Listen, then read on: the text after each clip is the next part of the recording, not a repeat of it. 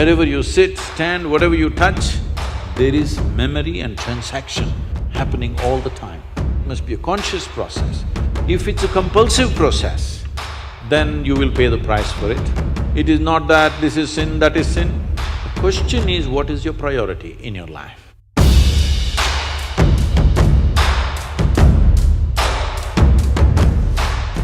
Sadhguru, how can a person stay committed to someone in a relationship? Is it natural to love someone and yet be sexually attracted to others? What should be the proper course of action that should follow, or how does one handle this? See, there is a psychological integrity, there is emotional integrity, but there is a biological integrity also. Integrity does not mean morality. Integrity means you create a situation where it works best for you. So when we say integrity, suppose I say, there is a certain integrity to my body, this means it's strong and resistant to a whole lot of things, isn't it? It doesn't mean I'm morally stuck in something. So I'm talking about… I want you to understand the word integrity in that context. We're talking about integrity in terms of strength of this life. So if that is the thing, is it true? Do you remember how your great-great-great-great-great-grandmother 10 generations ago looked like? Do you remember? No. But her nose is sitting on your face. Yes or no? Body remembers, isn't it? Body remembers your forefathers 1,000,000 years ago. Yes or no? So what you're calling as my body is a heap of memory, isn't it so? It is. Memory or no? See, now from Nepal you came to Shillong, you eat a lot of this Meghalaya food, your features won't change because your body remembers what is your genetics, no matter what. Or you start eating, let's say, cow's food or dog's food, your body will not get confused and become a dog or a cow because there is evolutionary memory in this. Do what you want, it never gets confused, isn't it? You start thinking I'm a dog and start barking like one, still the body won't change. Yes or no? Mentally you can, but body has such a deep-rooted memory. So this entire body, what you have, is essentially a certain integrity of memory. If that loses that memory integrity, then you will see it will become vulnerable to so many things. Now, the nature of the body is such that anything that you touch with a certain level of involvement will naturally absorb that memory. Not mentally, physically it'll absorb that memory. Traditionally in this culture, we call this Runanubandha. You heard of such a word? Runanubandha. What this means is physical memory that you gather. Why people… you will see this with people, let's say in their home, they will go and sit in one place. This will usually the older people you will see, they want to go and sit in the same place. They won't sit in another place. Have you noticed this? Even your dog, he comes, if he wants to sit here, he'll smell this, he'll smell that, he'll smell that, he'll smell that. And after much searching, he will settle down in that particular place. Next time you chase him somewhere, he comes, he goes and sits in the same place. Because there is memory. Today there is forensic equipment where you're sitting here right now, you went away. After 2, 3, 8 hours, if they come, not with a dog can easily do it. But with forensic equipment, we come here and just check this chair and we know it was you who was sitting here, not somebody else.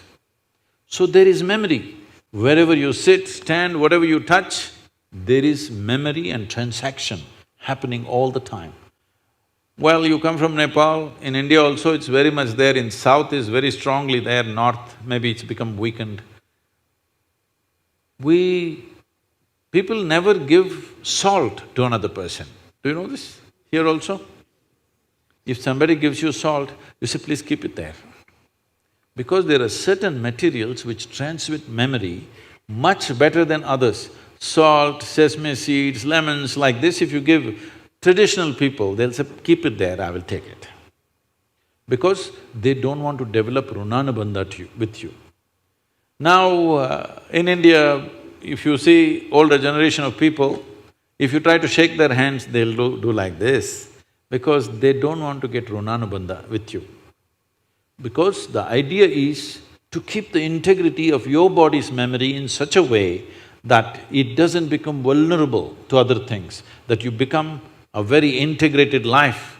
If you want to nurture yourself to be a certain possibility, then you have to maintain the memory integrity. This is what Runanubandha means. You keep your physical memory to the minimal. A sexual interaction is something where a huge amount of memory is taken from one to the other. So, always, not in this society, everywhere else, forever people saw the advantage of keeping that memory to the minimal. If you make that memory very complex, you will see to be at ease will become very difficult after some time. There will be pleasure, but there will be no joy in your life. You can observe people, don't go by what I'm saying. You can observe people, they will have pleasure, they will giggle all the time, but you look at them, there is no joy in them, there's no ease.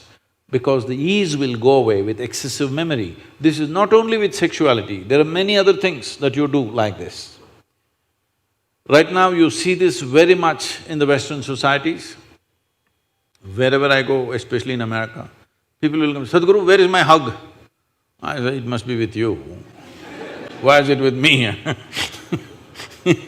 It is not like at a certain moment when you feel close to somebody, you hug them. It's like all the time you have to touch people. Because today's psychiatrists are analyzing these things and saying that is because they've not been sufficiently touched by their mothers and parents at an early age.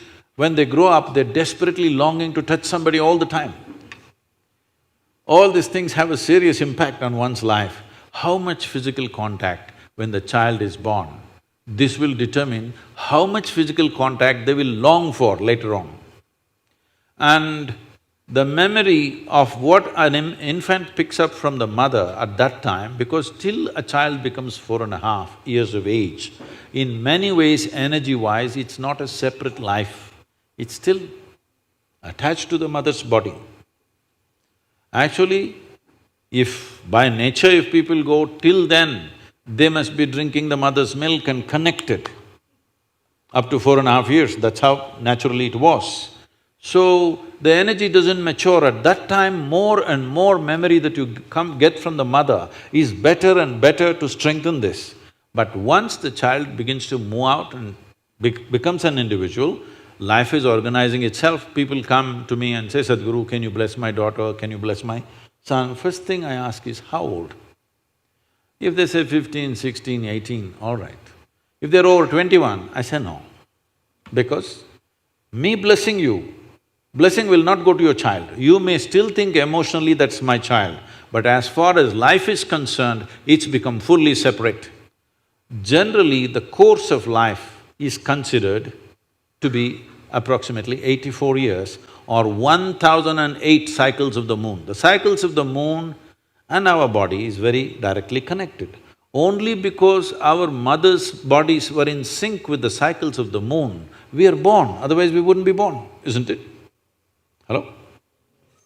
So, a full life is considered 1008 cycles of the moon, which will approximately considered as 83 to 84 years.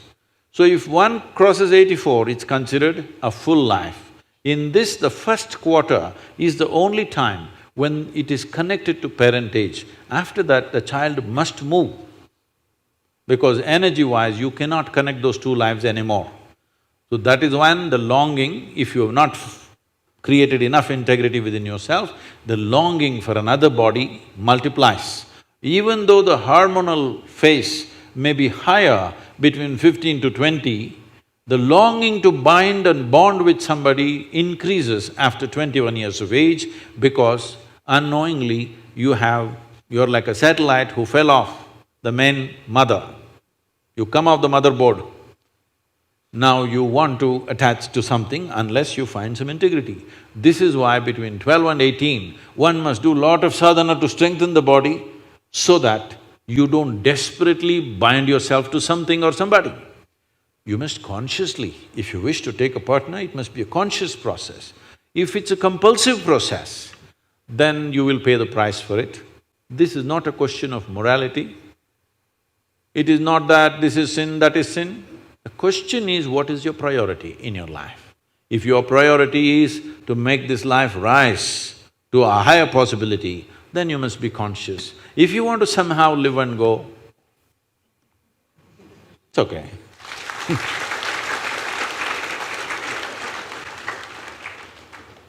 Thank you, Sadhguru. I'm sorry if I discouraged You just answered my question, Sadhguru. Thank you so much for that.